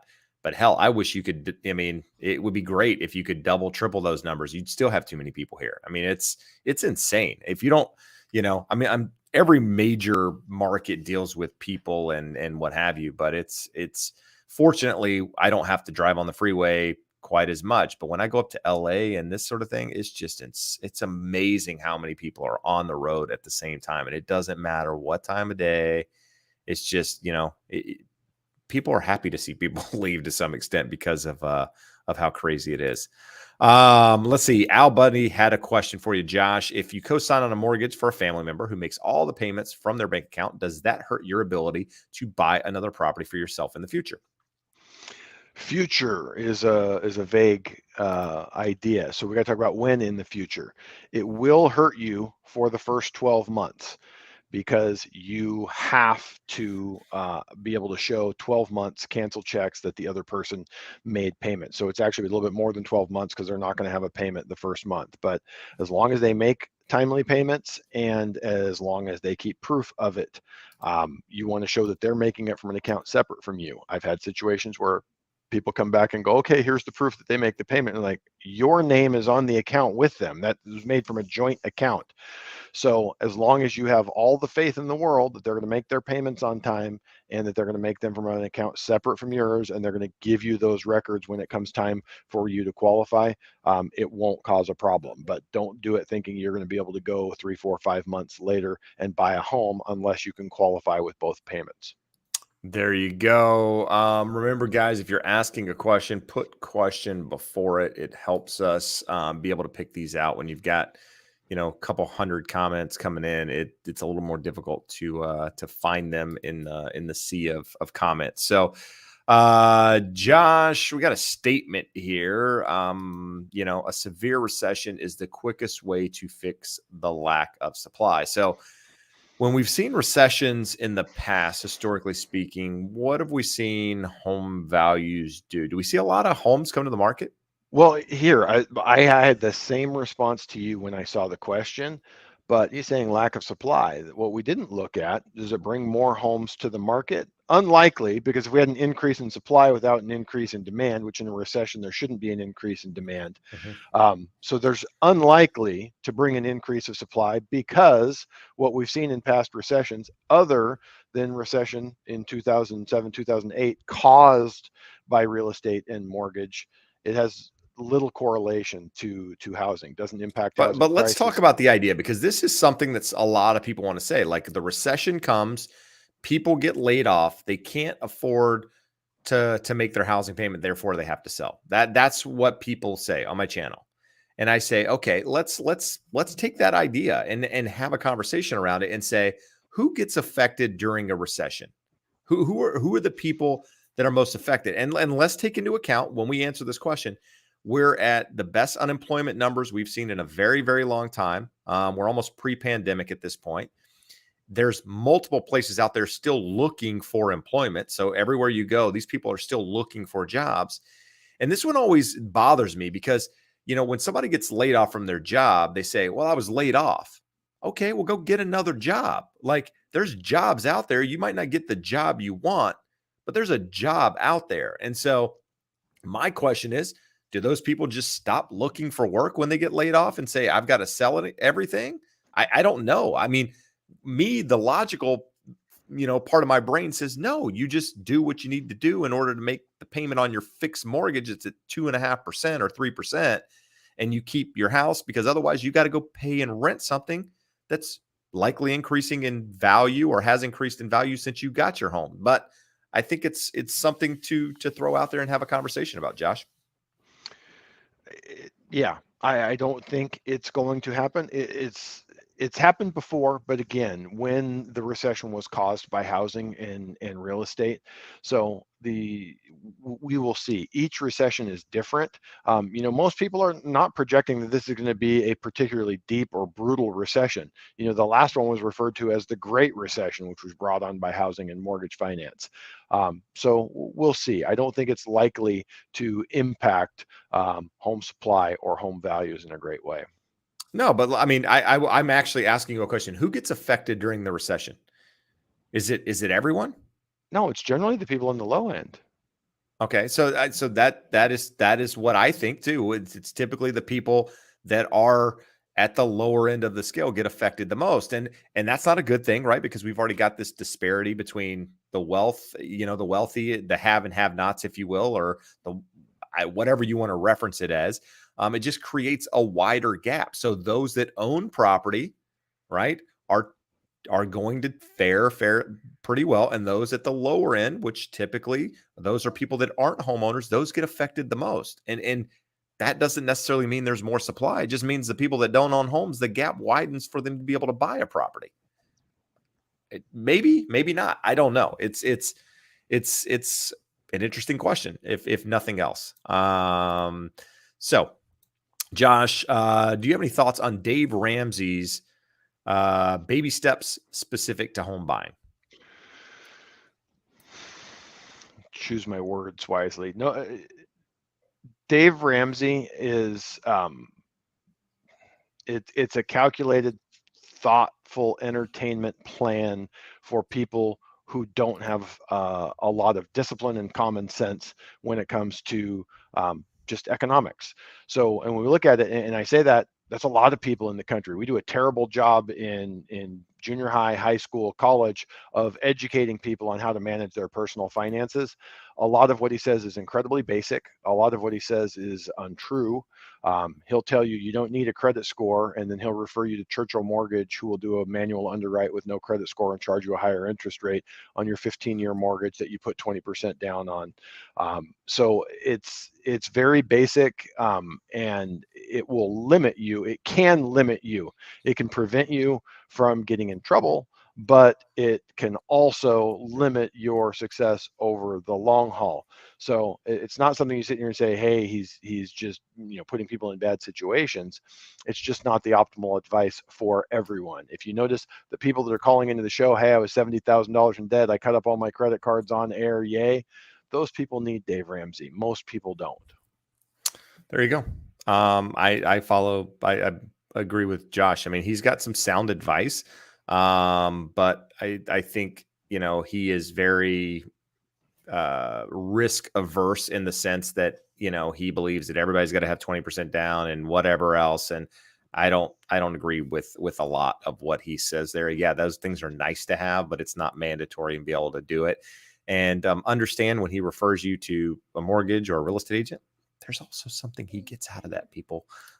He does have skin in the game there. So let's not forget that he's also a salesman in what he does. But Emilio asked a question. Josh, do you have a website? I would like to talk. So Josh and we get a lot of questions, a lot of people reaching out, wanting to have conversations. So we've both done a link to set up consultations, to have a consultation. Now, I'll tell you, it's a paid consultation, because what we end up doing is having a conversation with someone that has an agent already or has a mortgage person that they want to know and just get advice. And so these links you can go to, you can have a 30-minute consultation, ask whatever you want and get an answer back to you, but there is a fee associated with it. And I think how both of us are going to work this is, if we end up doing business with you, we're happy to refund the fee, happy to give you the money back in some form of credit to do that. But it is time consuming to have a lot of these conversations off air in depth. And from our end, if you're literally ready to get pre-approved for a loan, this is different. But we do have people that just say, hey, I want to pick your brain. I want you to review this. I want you to look at that. So totally different situation there. But if you're not looking for a pre-approval, you just want to go through it, go use the consultation link, and we can set that up. There you go. So Francis says, is it a good idea for a first-time homebuyer to buy a duplex or a triplex where they can live in one unit and rent the other? So I think it's a great idea if you can qualify for the mortgage and if it makes sense to you. You're not always, in some cases, you might be able to buy a triplex, rent the 2 units out, live in one, and it almost pay for your mortgage. In other markets, that's not going to be the case. Here in Southern California, you're not going to be able to buy a triplex and rent 2 of them out, live in one, and it pay for your mortgage. In most cases, any cases really, just because of where values are on those units. But I think it's a great idea. It's a way to leverage. It's a way to help somebody, have someone help you pay down your balance, and you end up owning more real estate, more expensive real estate over time. It's fantastic. But you just got to make sure you can find something that works for you and be able to qualify for it. Josh. The big thing we want to say there, so Fannie Mae and Freddie Mac have much larger down payment requirements for 2 and especially 3 and 4 units. So what we're really talking about here is an FHA loan for most first-time buyers. An FHA duplex is going to function almost identically to a single family. 3 and 4 units with FHA have something called an FHA self-sufficiency test. I'm not going to bore you guys with it, but I'm going to tell you, if you live in a high-cost area where home prices are really high, duplex or triplex and fourplexes are expensive, very unlikely that it will pass the self-sufficiency test. So make sure you're talking with a loan officer that doesn't just do FHA loans, that really knows the guidelines for FHA loans, especially when it comes to units. There you go. Good stuff. Tisha asked about down payment earlier. We got it. You already answered this one? Yep. All right. That's what I thought. Also, she asked about thoughts on ARM versus 30-year fixed mortgages for jumbo high balance loans. So an ARM's an adjustable rate mortgage, a shorter term loan. You're hearing a lot about them now because people are talking about, and comparing them to previous times. But an adjustable rate's essentially a loan that's fixed for a period of time, at which point after that period of fixed rate, it starts adjusting.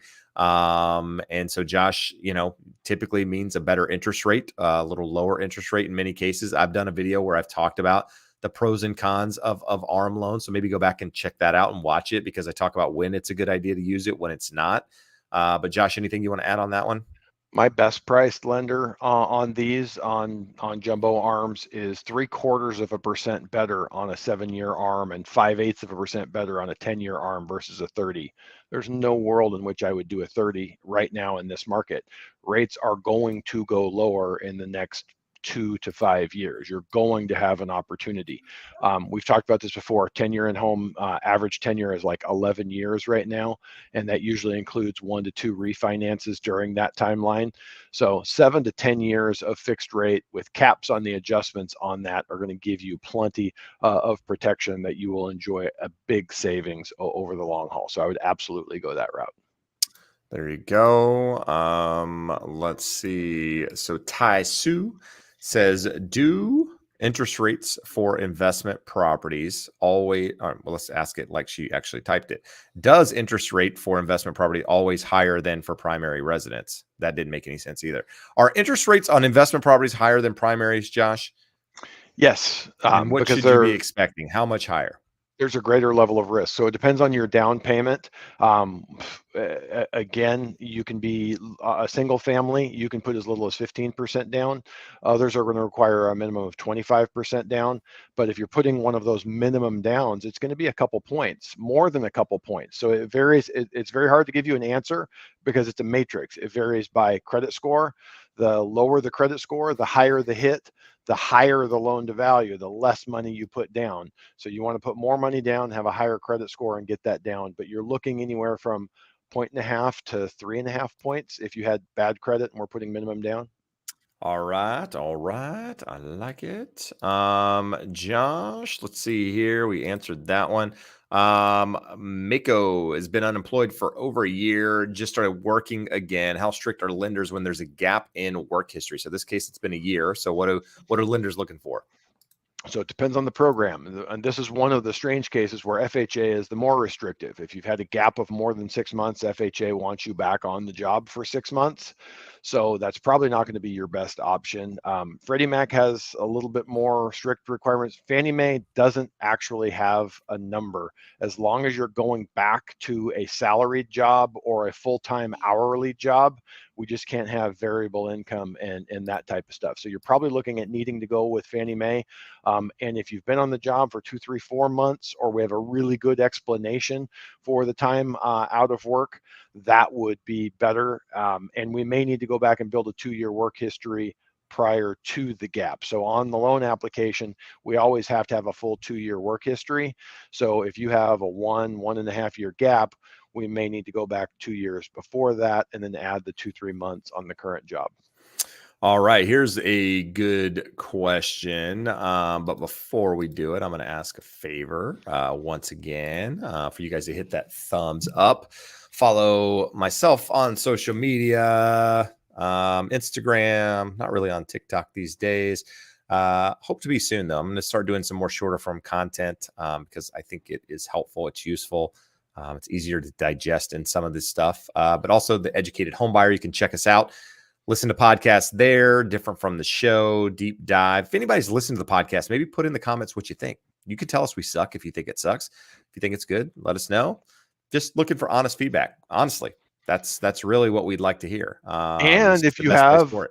if you have show ideas, if you have a Yes. topic you'd like us to go deep on, ask. Yes. And Yeah, ye please. shall receive. It makes it easier for us. We don't have to Yeah, it really brainstorm does. what we're going to talk about. And there's a question coming up here that Michael asked it, and then several people asked, hey, yeah, I really wanted to know that. So we're going to talk about that here in just a second. So hit the like, share, subscribe, all that good stuff. And we will put those links up for the consult here in just a minute too. So Josh, let's get back to that one. Let's see here. So Michael says, what happens if buyers ask me to do repairs before selling my property, even though I sold it as is? So what I've been guilty of this, making an offer for a client, saying it's an as-is offer and going back and asking for repairs. Why? Because it doesn't hurt to ask. The worst thing the seller can say is no, go pound sand. So with that being said, this is like the question that was asked earlier when, drawing the line in the sand with regards to a negotiation. Are you willing for the buyer to walk away over those repairs? And if the answer is yes, then the answer to your question is really easy. No, I'm not doing them. If you have backup offers, if you have a hot property, if you had, multiple offers to start with, you probably have more of a place to negotiate from, meaning you can kind of, you've got a fallback plan, if you will, then negotiate more difficult. Now, if it's minuscule stuff and they're asking for stuff here and there, negotiate with it. I mean, I just sold a property in Lakewood. We sold it for $950. We sold it as is. The buyer came back and asked for $20,000 in repairs. We negotiated it to $8,000 and we moved on. Everybody was happy. My clients were happy because they knew things needed to be done. They were okay doing it, but we were kind of tough up front. We negotiated it down to $8,000 and everybody was happy and moved forward. So don't let a deal fall apart. Don't pump your chest out that you get, I'm not willing to do anything. I'm the seller unless it's really there. If you're talking about small things, I think it's easier just to get them done and move on versus losing time to go back to the market, losing time in, what happens if it sits and it doesn't sell? All of that stuff factors in. Now, if it's big ticket items, it's a different story. So you don't have to do any of it, but understand that gives the buyer an out of the contract. Versus if you agree to them, then the buyer can't use that to get out. So hopefully that's helpful and provides you a little, something to go off of there. So Emilio, once again, says, red tag houses in my neighborhood. Can I get a loan to buy them? Josh, on a red tagged house, can you get an FHA loan, 203K? A person can get a 203K as long as the plan is there to resolve the issues with the property. Now, with Emilio having just started a business, getting an FHA loan may be very difficult. So when he gives me a call, we'll go through that. All right, there you go. Let's see. Richard is asking, is it a good time to buy a home in Southern California? Josh, is it a good time to buy a home? That's a loaded question. It depends on a million things. Is it the right time in your life? Do you have the right time horizon? And do you qualify for a home and a loan that you would be happy with? If so, absolutely buy. Is it as good a time as January of 2020? Is it as good a time as January of 2010? No, it is not as good a time of those from a financial perspective. But the most important thing is it is almost impossible for you to time the perfect entry. So what is it, a Japanese or a Chinese saying? Is that the best time to plant a tree was 100 years ago, and the next best time is to plant it today? There's no red flags that have me concerned about buying as long as people have the right time horizon. There you go. Janie Sasquo says, any stated income or stated asset loans out there, Josh? I was just confused by the 87 exclamation points. Yes, My they kids exist. over there They are talking right very now. expensive and they require large down payments. So if you're looking for Hey, bud, want to anything come behind without camera? much money Want to sit down, down somewhere? it's Come here. going to be difficult to get that done, and you will be paying a significant premium for that. And with rates already up, most people don't like it, but there are a few of those loans being done.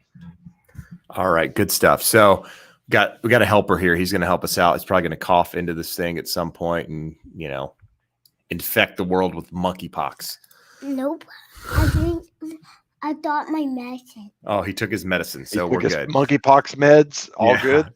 So how hard is it to get a loan if you are retired? What are the qualifications for a primary loan, 80% down payment, or investor for a second home at 20% down? So let's put him down here. I can't. All right, buddy. So Yeah. getting So 80% down? No. yeah. Yeah. Go ahead. Being retired doesn't make any difference in terms of quality. You can't be discriminated against for being retired. We're going to look at your income streams. So we have Social Security. Do we have a pension? Do we have a 401k or an IRA we're drawing from? It's no different than any other loan, but rather than a pay stub and a W-2, we're looking at your retirement sources of income and doing a debt to income ratio off of that. They don't require any more or any less down than any other type of loan. It just may be a situation where if you have less income, you need to put more money down. The other option, if you have a chunk of money to put down, you can actually use a reverse mortgage to make a purchase as well. There you go. Good answer. Let's see. Veronica says, my husband and I are first-time home buyers. We live in Bakersfield. Recently, in the last week, we've seen a lot of homes drop in prices. Is this a good thing or a bad thing? If you're a seller, probably not a good thing. If you're a buyer, could be a good thing. Did I say that right? Yeah.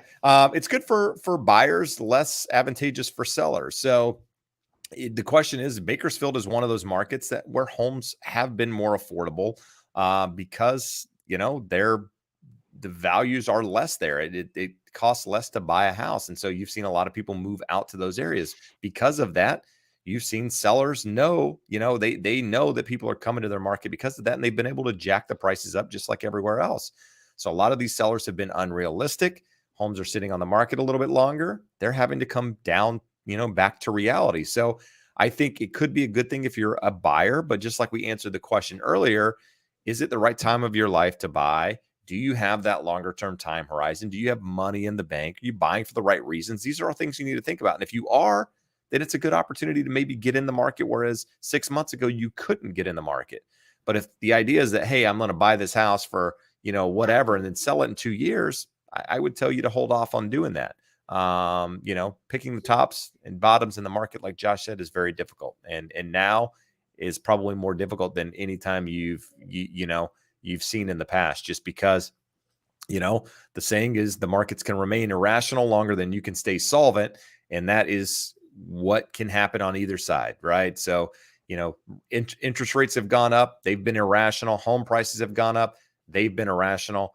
People have been talking about, you know, crashes and pullbacks and what have you for years in the stock market, in the housing market, everything. And guess what? The market continues to go through it. So just make sure you're buying for you and not for someone else.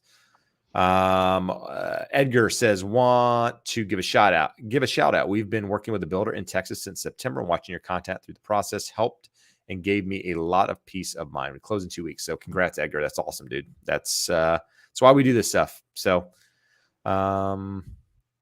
what is your must read book for real estate, Josh? Do you have a must read for real estate? No. You know, I used to be able to tell you that Rich Dad, Poor Dad and those books were good real estate Until books. he lost his But mind. that guy has lost his damn mind. Like, those books are still good books. The fundamentals are sound in there. Now, some of the practices are a little outdated and some of that stuff, but they're good books on real estate investing and why home ownership is important. You know, there's one written by Gary Keller, you know, who founded Keller Williams. It's a good book on real estate too. I can't remember the name of it, Josh. The Millionaire Real Estate Investor. Yeah. Millionaire Real Estate Investor. And there's also one for agents called The Millionaire Real Estate Agent. Again, Some of those stuff are a little bit outdated or what have you, but I think you got to take a little bit of piece from, a lot of different places and kind of piece them together to figure out what's best for you. All right. Let's see. Let's go with this one, Josh. Can you explain how a mortgage can increase if you purchased with a locked interest rate? So it would be, I'm assuming, a fixed interest rate. So the only thing that can change, your principal and interest is set for all That's so good. 360 payments. But what cannot change is, or what can change is your impound account. So every 12 months, your lender, at least once every 12 months, your lender is required to do an audit on your escrow impound account for your taxes and insurance. And if they've been under collecting, including the 2-month pad they're allowed to have in there, they can increase your payment going forward to get that balance back up to where it needs to be. Good stuff. Let's see. Emilio definitely takes the best comment of the night. Sitting on the toilet, drinking a beer, watching Jeb and Josh. Priceless. Genius. So Emilio, love the important part is it better be an 805. It can be an 805 Cerveza, but it's got to be an 805 or 805 Cerveza. That's good. Sunshine Yogini. Do you think homes located in South OC, 6 miles from the beach, great schools, will hold its value for 10 to 15 years? I think 10 to 15 years from now, home prices are going to be higher than they are now. So to hold their values, you're going way out on a limb with that one, Jeb. Well, I just think 10 to 15 years. I think over time, home values are going to increase. I don't name a 15-year span where the home price was less. Exist. Huh? They don't exist. Exactly. So holding their value, if you're comparing it to today, sure. But I can't tell you if you buy it in 14 years, if it's going to be worth the same in 50. You don't, that's hard. But when you're buying in a location to me is the most important thing when coming to real estate, when buying real estate. And that can mean whatever you want it to mean. Buying near a school that you want, buying near the beach, or whatever's important to you. Location is everything. And more importantly, in Orange County, location is even more important because you can't continue to build here. There's not a lot of buildable land. If you want to, find something, if you want to find something less expensive or what have you, you got to move inland. If you want to be by the beach, 6 miles from the beach, have great schools, whatever, then you're probably in good shape. And more people are going to continue to come to California over time. There was one study I read years ago that they were expecting the population in Orange County like double in 10 years or some crazy number. I don't know if that's going to happen, but it's a supply demand thing. As more people come here, we're not building any more homes really. They're going to need a place to live. And so, assuming we don't run out of water and the weather doesn't change, Orange County will stay a desirable place, which means values will stay desirable as well. Values won't stay desirable at all because they'll probably go up. But if you own property, it'll be a good thing. How's that? Richard Flores just got pre-approved. Is it a good idea to look into another lender? Josh? I would say it's always a good idea to get a second opinion. What I caution people against, where we see people get themselves in trouble, is looking for the lowest bidder. This is an important process. Talk to another person just to make sure that the numbers are in line and that the second lender doesn't have any ideas that the first one doesn't have. But I would absolutely make your decision based off of a couple things. Who do you feel like has better expertise? Who do you feel is listening to you and understanding your needs better and giving you options? And then obviously the terms are important there as well. But I would definitely get a second opinion. The people that I see who get themselves in the worst trouble are the ones that just go with the first person they talk to. There you go. Let's see here.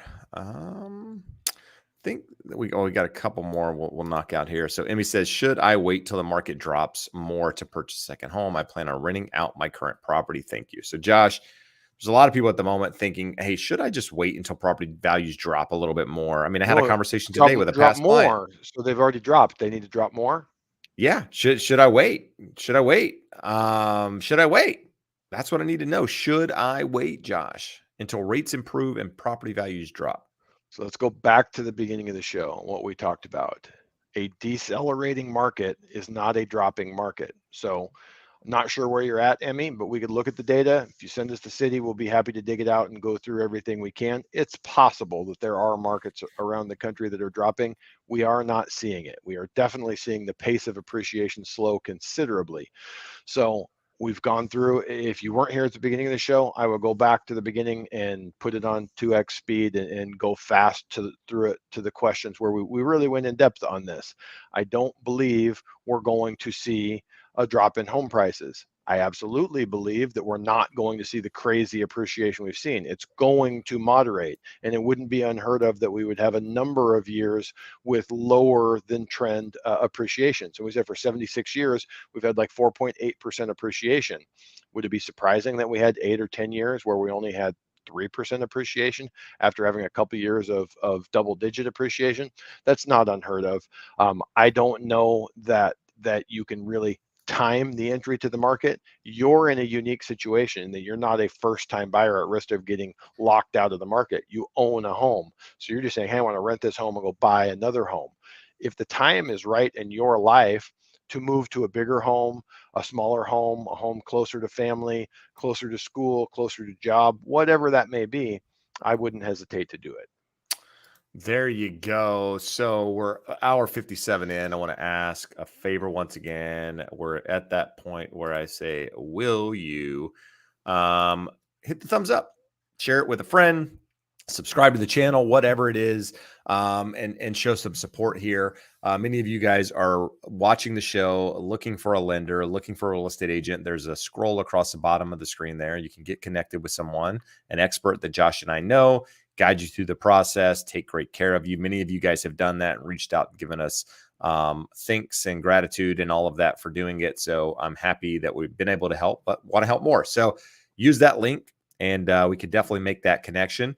And then Josh, earlier we mentioned the podcast. Check it out if you haven't done so. Find the value there. And then lastly, we will throw this one back up on the screen for those who are looking, and we'll get rid of that scroll at the bottom. We need a place to do all this crap at once. This is like cumbersome here. Just need to make our ugly faces go away at the end. Yeah, that'd be great. 2 links there on the screen. One, basically for consults. If you're looking to buy a house in Orange County, don't really need to use this. This is for somebody that's out of state and looking for advice on different things. Same with Josh, looking to break down loan programs, talk in depth about the stuff. Use that link, and happy to have that conversation. But it's that time. We're here every Wednesday. If you arrive earlier, you can get your questions answered. Sorry for those who come in last minute or came in last minute and not get your questions answered. But, we're here at Wednesday at 5 o'clock. Might start changing the times around a little bit. Might start going a little bit shorter to condense the show a little bit and really give you action-packed. Would love to know your feedback on that, what you guys think by shortening it. Should we keep it the same?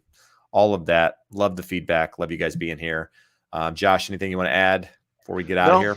No, it's a crazy market out there. It's definitely changing, mortgage changing, rates changing, housing changing. So tune in, get connected with experts if you're going to transact in this market, and hopefully you make the right decisions. We appreciate you guys being here. Appreciate all the support. Hit that thumbs up, and we will see you next week. Adios.